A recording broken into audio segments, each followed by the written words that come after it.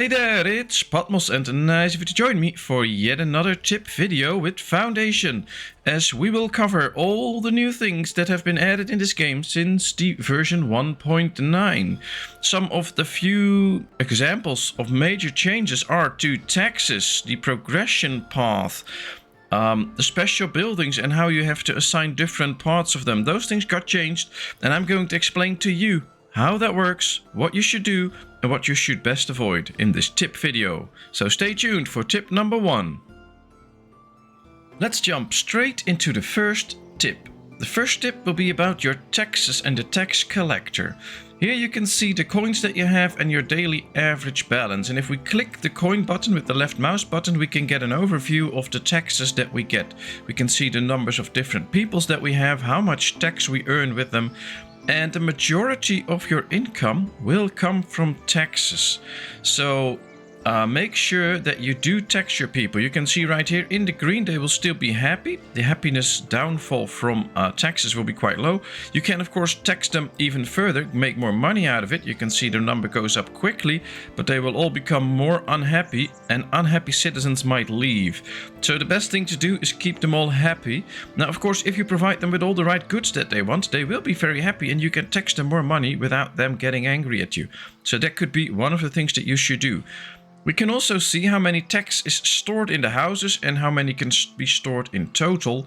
And that's quite an important feature, but we don't just get the taxes, we have to collect them. And for that we need to build a tax collector, which is attached, for instance, to your manor house. So in your manor house you can build a tax collector's office, and you put in a tax collector, usually just one guy, and he can go around and collect the taxes. Now, of course, you want to know how well he is doing. For that, you just click the right mouse button on the little coin screen. And now we can see an overview of all the houses, which is how much tax is in a house and how much it can maximize in there. So once this number reaches 60, there's no more tax that can be in the house. And basically, we are wasting money. So if we take a look at this part of town, we can see that most houses have some tax in them, but none of them reach the highest number, so the tax is collected before this is completely filled up, so we're not wasting any tax. Here we can see a house that is actually wasting tax. This is completely filled up, no more tax can be in there, it's not collected, so we don't get the money for it. So it's wise to check this screen every now and then and just go over town, build tax collectors in the different areas, and make sure that they can do a good job. We have a tax collector in this part as well, and we can see that most of the taxes are actually collected. Although, here we have a few places on the outskirts that don't get reached by the tax collector, so we're also wasting quite a bit of tax. So building an extra tax collector in this area might help out. This area is doing quite well. We see no place where all the taxes are filled up. So when you have a little concentration like this and one tax collector, he can do all the tax collecting and make sure that everybody pays their dues. But it's very important to spread out multiple tax collectors over your town to get all the taxes in. Another thing we're going to look at for now is the balancing screen, our budget. Here we can see how much income we have and how much goes out. This is what has been the last month, and this is what is happening right now. And we can see that from the different taxes, we can actually see how much came in from the different peoples. We're also collecting taxes on other things like the windmills and the coal mines and stuff, so that's also coming in. We can see how much we make out of our trade. So common clothes is a very good trade, so that could be something to get even more of. So we could go for more common clothing so that we can sell more, or we could maybe go for some extra berries or polished stone, depending on the needs that we have and how much we can produce, of course. You can always click these open or close them and see where the money is going. Also right here, a very important one, because a lot of the money that you'll spend will be upkeep. You can see how much upkeep we have from different buildings. And we can already see that services and administration, goods production is quite a chunk, but mostly as others, which is the monastery, for instance. We will have to pay quite the amount of maintenance cost every week, which will be added up to a month, so that's quite a lot. So there you can see a breakdown of how much different production facilities cost you, and that can give you an idea whether can I get extra food out, or do I have to make more money first before we can add food production to the chain? Can I build a big fortress, or should I wait with that because we don't have the money for it, we're spending too much on the upkeep already? So just go over this every now and then, check how much income you have, how much you're spending, and we can see right now that we have a good income. We make more money than we spend, so that's a good thing, but you should keep your eyes on this. Well, that's it for the first tip. It's time for tip number 2. And for tip number 2, we're going to zoom in on our little monastery. Here we have our monastery. We can see we have the main building, the chapel. We have some dorms and some other stuff, a hospitum. We have a garden. We have beekeepers. So this is quite the elaborate building. But this building still exists of multiple parts, as we can see right here. And one thing you need to know is when you build, you have to select a function for your building. For instance, let's build a treasury. Now we're going to expand this building then, of course. So we're going to add a few buildings to this site. So this should be the treasury. Now note that if we make this the new treasury and we build it like this, these 3 will always be connected together. So if we go over to the different parts that we have in our little monastery, let's click it right now. Yeah, there we go. Let's go over here. We can see all the different parts. We can see that we built on monk dorms, that we just built one piece of it. Same with the nuns. The chapel is already a bigger building because the tower is included, as we can see. If we take the monastic scriptorum, we can see that it consists of 2 buildings. We have the monastic garden, which consists of 10 pieces, but there's also another garden of the other pieces. This one we build in one go. That's why it's connected as one. And this is one too, the monastic kitchen. This whole section is the monastic kitchen. Now we can still change the function of a certain area, but keep in mind that the whole area will be changed to a different function. So you can't just click a single piece of the monastery and change it out. If you build a section consisting of multiple buildings and give them the same function in the beginning, you can still change their function, but only of all of those buildings that you build at one go. So think ahead, is it really what you want to make? So do you want a scriptorum this big, or do you want the option to change these different items out? If you want that, you need to build them separately. So build one piece as the scriptorum, then start building it, then click another one, build it again, and then later on you can switch out both functions. If you build a huge monastery at one go and just select the function, you build a huge monastery, like we want the monk dorms, and you just build a whole monastery, but it's all selected as monk dorms, you can still change the feature, but only to one thing else, and not select different buildings and give them all a different function. So keep that in mind when building all these special buildings, and the same goes for the church, for the fortress and stuff like that. Make sure that you don't overbuild too quickly, because you can see the different parts that are interlocking, and we can change them, but only the whole area. It's time for tip number 3, progression and the different estates. As you can see right now, we have progressed quite a bit. We have a progression of 340 points, and if we zoom in on that, we can see how we got that number. Because we have a good wealth, we have a good income that gives us points. We have territories that give us points. You get 2 points for each purchased territory. The most prosperity though comes from our population.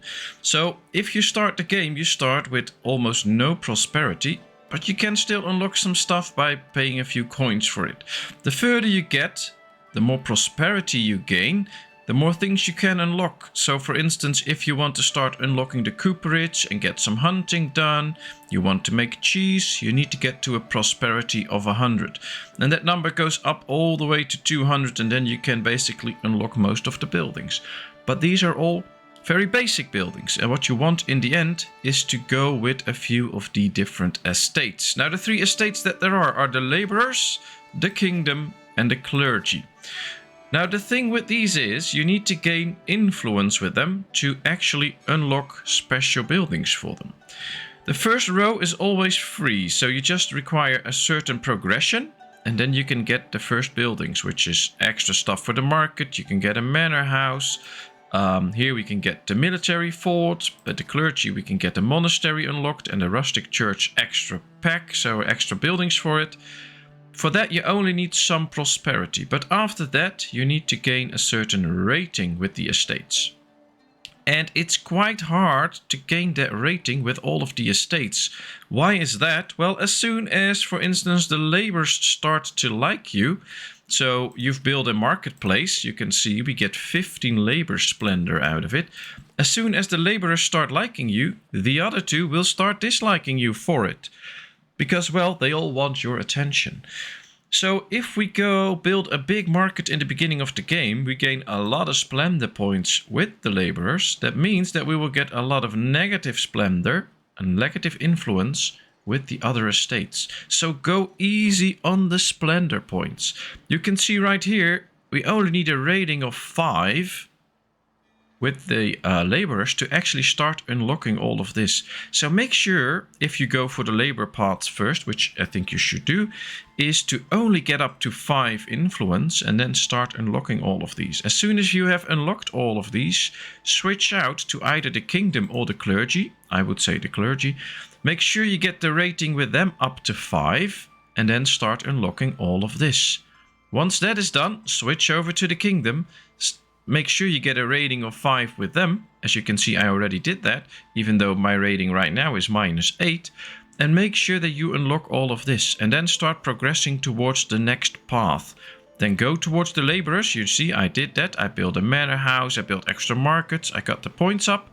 We got up to 20 and I could unlock all of these. I did the same with the clergy, up to 20 and unlocked all of this. I even got up with the clergy up to 50 to start unlocking more buildings. Now I did that because my village is mainly focused on the clergy. We wanted to build a big monastery, which we did. It could well be that you want to focus on the kingdom, so you should advance in this more. Or you want a balanced town, which you can do actually. So then make sure that you don't grow one of them too big, because it will be way harder to get big with the others as well, because you need to unlock certain stuff to get more of those privilege points that you can, and you need to get a higher rating.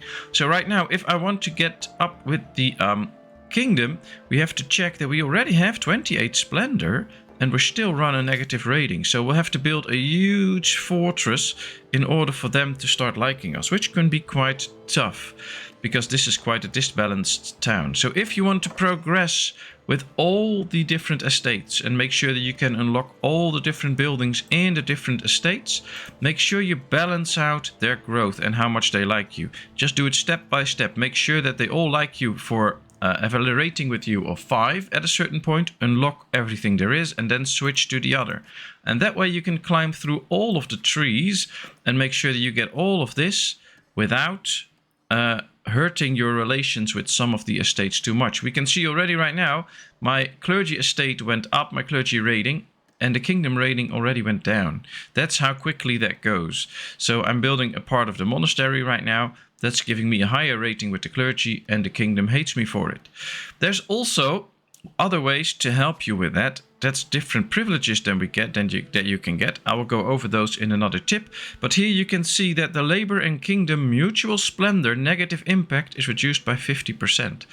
And there's one that does the same here. So if we can unlock these, and those are in the different trees here, you can reduce the impact for the negativity. So if we would not have unlocked this number could be like -20 maybe, or even higher.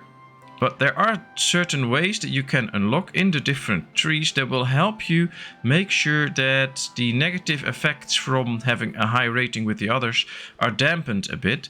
And then if you balance it out, you could build a very nice town with all the different estates liking you, and unlocking all the buildings there are. But it takes some thought into it, and it takes not to expand too quickly into one estate, because then it will be very hard to switch over to the others. So give it a good thought and have fun with it.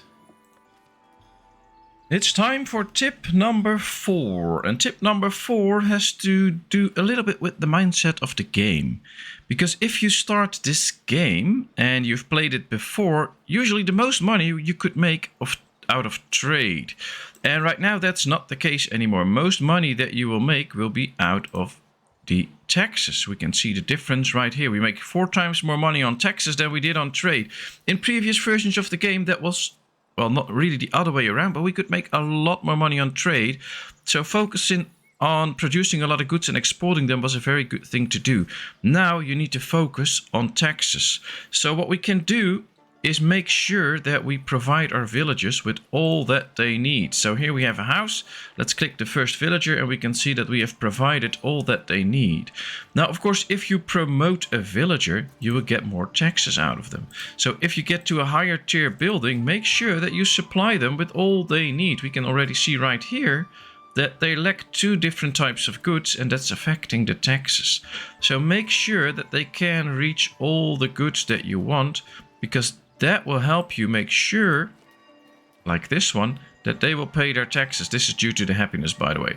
So if we take a look at the taxes right now, we can see that we have an equal number of serfs and commoners, but we get a lot more, almost double the tax money out of those people. So promoting your villagers, making sure that you meet their needs in terms of goods, that's what you need to keep them happy, is a good way to get more money. And usually my focus would not be to get quite a good number of commoners and citizens for the tax money, but now that's the main way to get your money. So make sure you promote your villagers, you keep them very happy, so that and supplied with all the goods that they need, and that will ensure you a good amount of money that we need to build new constructions, buy new territories and stuff like that. So now the focus is on taxation, not so much trade. And if you get that in your mindset, you can do great in this game. It's time for tip 5, the last tip for this video, and we're going to look at edicts and privileges. As you progress, we can unlock certain privileges and edicts for our town to be used. As you can see, we have 2 edicts already at work and 5 privileges. And what do they do? Well, we can see that this one decreases the cost of every mandate by 50% and the time of every mandate by 50%. And mandates is what your town bailiff is doing. So if we want to promote villagers, we can. If we want to gain influence with another estate, we can do that. And the time that it takes and the price for it is lowered by 50%. So that's a very powerful edict. If we want to go on exploration missions to find new resources on the map and stuff, they will all go a lot quicker if we do it like this. So that's a good one. This is the one that we will refund 50% of the tools used after constructing a building part. Now, tools are very scarce in this game and very pricey to produce yourself. So if we can get half the tools back all the time, that's really powerful. We also have one available. Upkeep of all production building parts is decreased by 50%. Now, I think that's quite a powerful one. And if you want to enact it, you just need to have an open slot. You click it and there it is. And now we can see that one is added to this too. Now the different privileges are unlocked throughout the different trees. So here we can see we have unlocked different privileges. There are also privileges that we have not unlocked yet. And they will grant certain bonuses to a different estate type. So in this case with the kingdom, we have a trade price bonus of 10% from villages with kingdom allegiance. So we get a better price there and they pay more money, which is very nice. Here we can see all the bonuses that are active right now. We can also see that we have an open slot. So here you can see one of the things I did is clergy and labor mutual splendor negative impact is reduced by 50%. So if the clergy likes us more than the laborers, the negative impact for that is reduced in half. And we did the same thing with the kingdom. So that's really nice. And we also had 2 done there. So that's really cool. We also have an opening. And here we can add one of the clergy privileges that we have unlocked. We can unlock the titty tax and churches. We can make the food needs of our monks and nuns last longer. Clergy buildings upkeep reduced by 10%. That sounds interesting. And a trade price bonus of 10% from villages with clergy allegiance.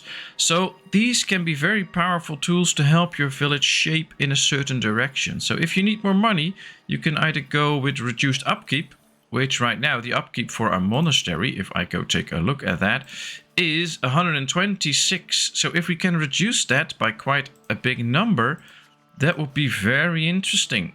And 10% means like we get 12 coins a week we have 12 coins a week less to spend. So that's quite a good change.